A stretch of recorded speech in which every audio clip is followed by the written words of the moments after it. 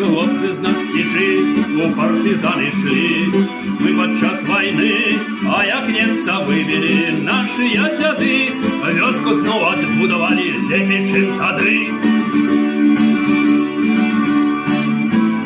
Мы азерыкі, хлопцы з нас тічы, і гаворку нашу